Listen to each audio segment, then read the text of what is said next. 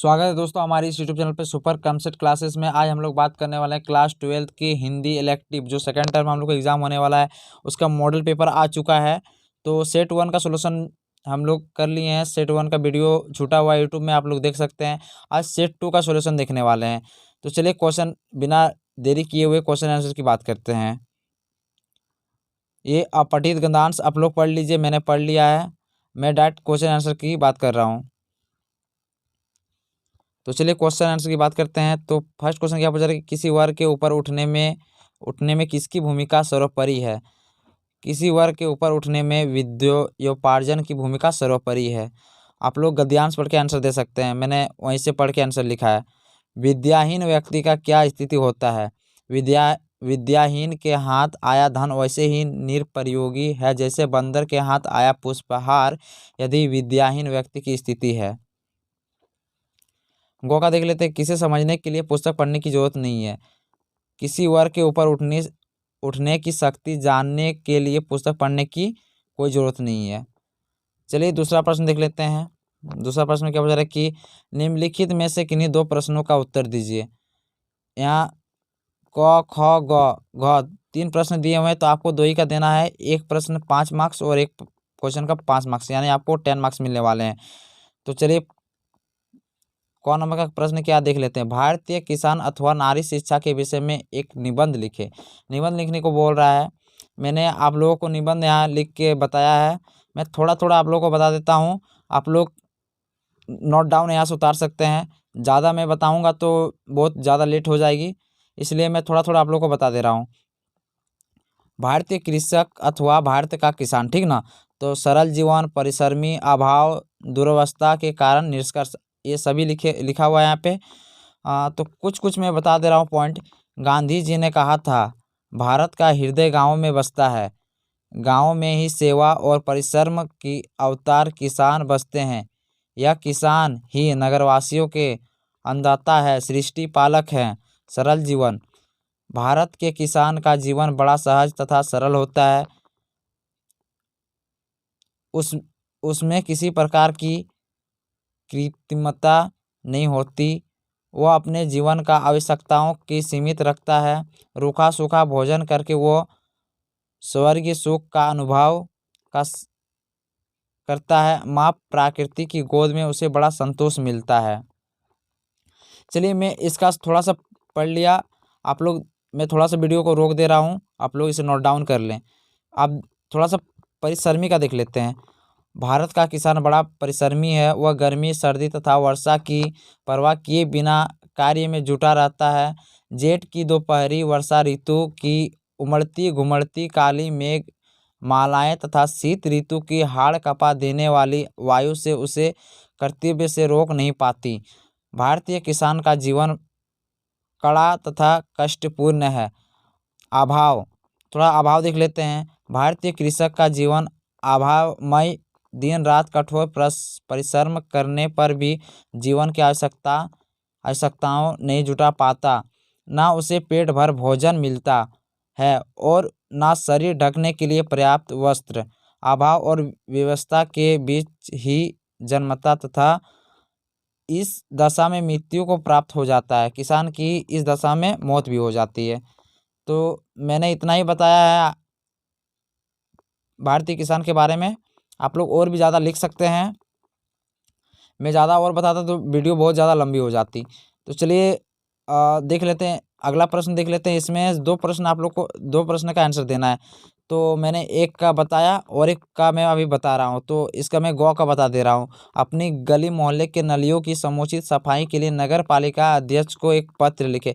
मैंने अगला वीडियो में बताया था, थोड़ा स्कूल के प्रधानाचार्य के बारे में पत्र लिखने को सिखाया था आप लोगों को। तो इसमें आप लोगों को बता रहा हूँ कि नगर पालिका को कैसे पत्र लिखना है। तो चलिए देख लेते हैं।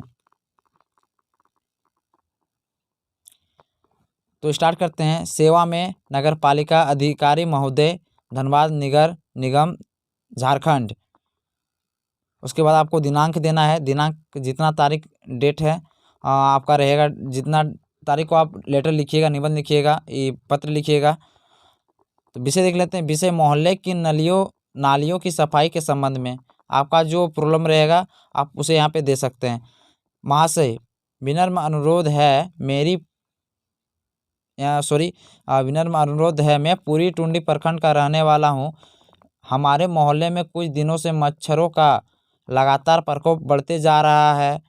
मच्छरों के कारण पूरे गांव में मलेरिया और डेंगू जैसी बीमारियां फैल गई है। इन सभी कारण नालियों में जमी गंदगी है।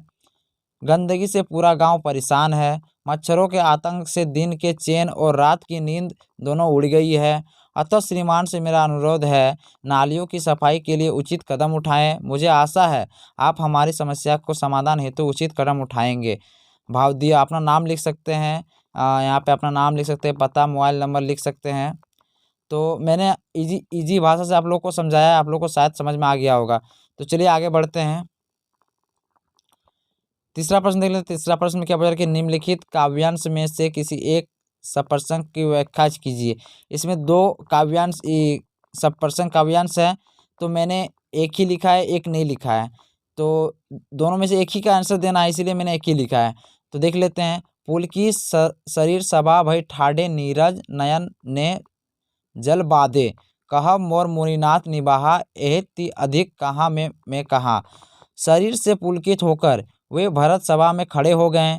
कमल के सामने नेत्रों में प्रेम सुआओं की बाढ़ आ गई। मेरे कहना तो मुनिनाथ ने ही निभा दिया, जो कुछ मैं कह सकता था वह उन्होंने ही कह दिया। इससे अधिक मैं क्या कहूँ। चलिए अब चौथा प्रश्न की बात कर लेते हैं। चौथा प्रश्न में क्या पूछा रहा है कि निम्नलिखित में से किन्हीं दो प्रश्न का उत्तर दें। यहाँ पे क ख ग 3 प्रश्न है, इसमें से 2 ही प्रश्न का उत्तर देना है। एक प्रश्न 3 मार्क्स और एक प्रश्न 3 मार्क्स, आपका टोटल 6 मार्क्स का। तो फर्स्ट क्वेश्चन में क्या बोला जा रहा है कि कवि मौन होकर प्रेमिका के कौन से प्रांत पालन को देखना चाहता है। तो मैं आप लोग को आंसर दे रहा हूँ। कवि मौन हो रहकर अपनी प्रेमिका सुजान के इस प्रण पालन को देखना चाहता है कि वह कब तक उसकी पुकार को अनसुना करके चुप रहती है। कवि को लगता है कि सुजान ने चुप्पी साध लेने का प्रण किया हुआ है, इसलिए वह उसकी ओर ताकती तक नहीं। यह सिंपल शब्दों में लिखा हुआ है, आप लोग समझ सकते हैं। तो चलिए देख लेते हैं इसका ख नंबर का आंसर देख लेते हैं। ख नंबर क्या क्वेश्चन क्या देख लेते हैं। जियत खाई मुँह नाई छाड़ा पंक्ति के संदर्भ में नायिका की विरह दशा का अपने शब्दों में वर्णन कीजिए। ठीक ना, देख लेते हैं इसका आंसर। मालिक मोहम्मद जायसी ने 12मासा, ये 12मासा चैप्टर से है, वर्णन के अंतर्गत विरहनी नागमती के मुख से कहलवाया है कि विरह रूपी बाज उसके शरीर के नोच नोच कर खाता है। विरह रूपी बाज ने उसके शरीर पर नजर गड़ा रखी है। नागमती को लगता है कि यह बाज उसके मरने पर भी उसका पीछा नहीं छोड़ेगा। चलिए 5वां नंबर का प्रश्न देख लेते हैं। 5वां नंबर प्रश्न क्या पूछा रहा है कि निम्नलिखित में से किन्हीं दो प्रश्नों का उत्तर दें। इसमें भी 2 ही प्रश्न का उत्तर देना है, लेकिन इसमें क्वेश्चन कितने क ख ग एक एक्स्ट्रा है, आपको 2 ही को आंसर देना है। एक क्वेश्चन में 3 मार्क्स और एक क्वेश्चन में 3 मार्क्स, यानी टोटल 6 मार्क्स का। तो पहला क्वेश्चन पढ़ते हैं। क्या बोला जा रहा है कि गंगा पुत्र के लिए गंगा मैया जीविका और जीवन है। इस कथन के आधार पर गंगा पुत्रों के जीवन का परिवेश की चर्चा कीजिए। लेखक ने अपनी कहानी में हर पेड़ों पर घूमते तैरते गंगा पुत्र का जिक्र करते हुए बताया है कि गंगा मैया उनकी जीविका और जीवन है। हर पेड़ों पर दर्शनार्थी जब पूजा अर्चना करते हैं तो दक्षिण स्वरूप कुछ सिक्के गंगा नदी में भेंट करते हैं। गंगा पुत्र कहलाने वाले यह गोताखोर दोनों सिक्के बटोर लेते हैं। कभी कभी दोने में जली घी बत्ती से उन्हें लंगोटे में आग तक लग जाती है। लंगोटे के जल जाने से इन्हें ना तो कोई भी फर्क पड़ता है, ना कोई से चिंता होती है। देख लेते हैं नेक्स्ट प्रश्न देख लेते हैं। नेक्स्ट प्रश्न क्या बोल कि प्रकृति के कारण, आप इसे नोट डाउन कर लें, ठीक ना। मैं वीडियो को आप लोग वीडियो को रोक के नोट डाउन कर ले, अच्छा रहेगा, आप लोग इसे समझ सकते हैं। अब ज़्यादा मैं समझाऊंगा तो वीडियो बहुत लंबा हो जाएगा। तो देख लेते हैं प्रश्न ख का देख लेते हैं। प्राकृतिक के कारण विस्थापन और औद्योगिकीकरण के कारण विस्थापन में क्या अंतर है? अब आंसर की बात कर लेते हैं। ख का प्राकृतिक आपदा के कारण प्रभावित क्षेत्रों के लोग कुछ समय के लिए किसी सुरक्षित स्थान पर जाकर अपने जान माल की रक्षा कर सकते हैं। अगर कोई भी दुर्घटना तुरंत हो जाता है, जैसे भूकंप वगैरह आ जाता है, तो तुरंत आदमी क्या करते हैं, अपने घरों से निकलकर कहीं दूसरी जगह स्थान पर चल जाते हैं। और अगर वो संकट टल जाता है, उसके बाद फिर वो अपने घर वापस आ जाते हैं। चलिए आगे पढ़ते हैं। आपदा संकट टलने पर पुनः वो वहीं आकर बस जाते हैं। ठीक है, इससे उन्हें किसी भी प्रकार का नुकसान नहीं उठाना पड़ता है। अब आधुनिक काल में औद्योगिक विकास के नाम पर किसी भी गांव में को हमेशा के लिए विस्थापित कर दिया जाता है। विस्थापित परिवार के लोग पुनः अपनी भूमि पर वापस नहीं आकर बस सकते हैं। जितने भी व्यक्ति रहते हैं, वो अपने घरों से निकल कर बाहर चले जाते हैं, फिर वो टल जाता है तो फिर वो आ जाते हैं। वही जगह पे अगर औद्योगिक बड़े-बड़ी फैक्ट्रियाँ, कंपनी वाले अगर आके गाँव में पेड़ों की अंधाधुंध कटाई, उसके बाद वहीं पे अगर फैक्ट्री वगैरह लगाते हैं, तो गाँव वासी क्या करेंगे, वहाँ से दूसरे स्थान उन लोग को छोड़ के जाना पड़ेगा और वहाँ से वो लोग फिर लौट कर नहीं आ सकते हैं। तो यही चीज़ यहाँ पे बोला जा रहा है। तो चलिए दूसरा प्रश्न की बात कर लेते हैं। दूसरा प्रश्न क्या पूछा जा रहा है? ममता कलिया अथवा तुलसीदास के दो रचनाओं का नाम लिखें। यहाँ पे ममता कलिया या तुलसीदास के दो रचना का नाम बोल रहा है कि आप ममता कलिया का भी लिख सकते हैं, तुलसीदास का भी लिख सकते हैं। तो मैंने ममता कलिया का बताया है, बेघर और प्रेम कहानी। सातवां प्रश्न देख लेते हैं। सातवां प्रश्न क्या पूछ रहा है कि लेखक विश्वनाथ ने किन आधारों पर अपनी माँ की तुलना बतख से की है? चलिए इसका आंसर देखते हैं। माँ का महत्व जैसा महत्व पशु माताओं और पक्षी अंडज में भी होती है। जाहिर सी बात है कि जैसे माँ अपने बच्चों को प्यार करती है, वैसे भी पशु पक्षी भी अपने बच्चों से प्यार करती है। एक बार विश्वनाथ ने एक बतख को देखा। बतख अंडा देने को होती तो पानी छोड़कर जमीन पर आ जाती। वो एक बहुत सुरक्षित कांटेदार बाड़े में अंडा देती। एक बतख की कई अंडे को सेती, पंख फैलाकर उसे दुनिया से बचाती। बतख की चोंच सख्त और अंडों की खोल नाजुक होने के कारण कुछ अंडे बतख में के डेनों से बाहर छिटक जाते। बतख उन्हें अपनी चोंच से सतर्कता एवं कोमलता से डेनों के अंदर छुपा लेती। ये सिंपल शब्दों में लिखा हुआ है, आप लोग समझ सकते हैं।